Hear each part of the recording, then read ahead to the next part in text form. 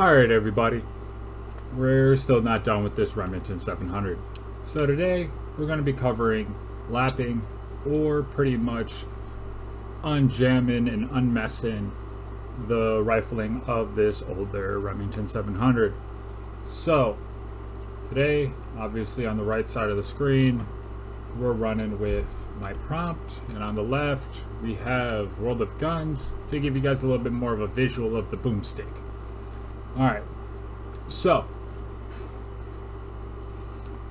last video we talked about mocking the bed, confirming if that will or will not solve the problem, adjust and install that new bedding of that rifle, ensuring that we still have that free flow barrel to adjust for that barrel whip and barrel harmonics, so she's singing nice and beautiful there.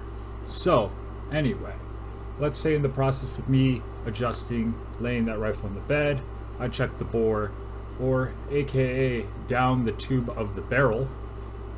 I'm teaching you guys some new terms here today, with a camera to see if there's anything wrong with the rifling or if the barrel is straight up unserviceable. So with older weapons, age obviously is going to be hitting that iron inside that steel barrel rather weird and funky like. It's going to start to oxidize, possibly rust, and then from rust you're going to experience pitting to where you're going to start having slight holes inside the surface of the metal. Also, someone could have took like a steel cleaning rod and beat it to all hell inside there. Someone probably could have tried to squeeze a round that was too big for there. Anything could have possibly have happened. We don't know the history of this weapon. We don't know what she's done with it. We don't know who had it before her.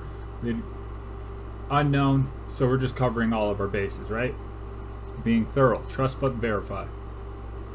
So while I'm going down there, it's a little off. You got your normal little dings, your slight pitting and everything like that. So nothing that running a bore brush, or what we call in the Marine Corps the Christmas tree, down there really works. So we're going to be running through the process of lapping that bore. Alright, so if we look to our right, remember that the rifle does not have a new barrel, which I explained previously. They would like us to explain the process of lapping and breaking in that bore, briefly summarize fire lapping, and explain the process of this procedure. So there's one method of lapping to where they make special tools that match the rifling, that literally you run down in there and it clears any of those slight little burrs or bumps or any little mishaps that may have happened to the lands and grooves of that rifling in the way. So from there, we're broke. We can't afford this fancy $2,000 to $3,000 tool that works for this one kind of rifling. So we're going to do this the old school style, alright? So they make certain cartridges of certain chambers that tend to have different variants of grit. Consider it a bullet of sandpaper, if you would. That pretty much you'd attach to a cleaning rod, run down that bore, unscrew, remove the rod, do it again, go through the cycle of grits to try to adjust with that. Otherwise, you get yourself some varying healthy weighted cartridges that are designed to do such thing, and your proper cleaning kit with brass cleaning rods and the proper sponges and dyes and blocks. My apologies, not blocks, patches.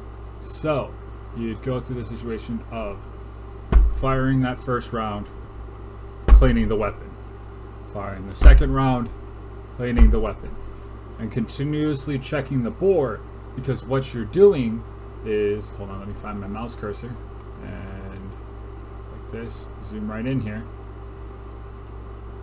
is, let me slow this down, go about 50 speed, see if we can catch a bullet here.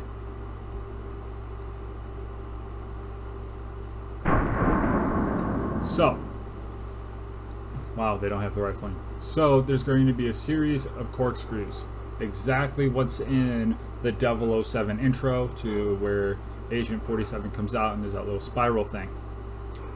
So with those, that's what we're looking for.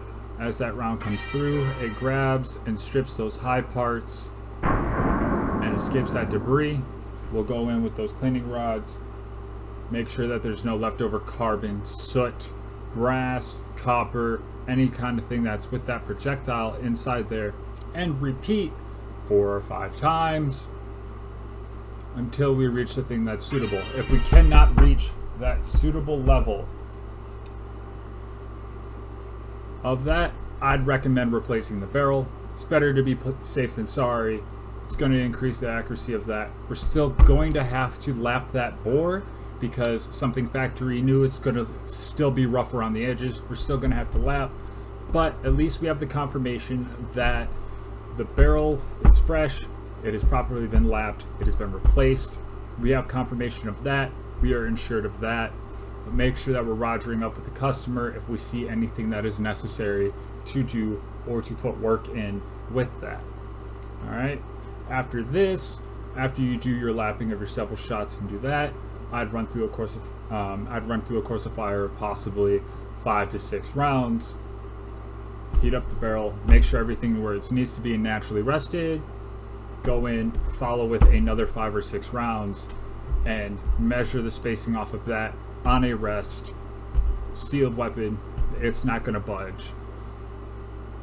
And ensure to make sure that we are getting the necessary groups that we need for a rifle that's designed to be engaging targets at 500 yards. Hope you guys have a nice day. Remember, be safe, don't be sorry. Treat every weapon as if it were loaded. Never point a weapon at anything you not intend to shoot. Keep your fingers straight and off the trigger until you're ready to fire. Keep your weapon unsafe until you intend to fire. Know your target and what lies beyond and in between. And remember, have fun. Stay safe, everybody. Goodbye. Welcome to Dan Doc's channel.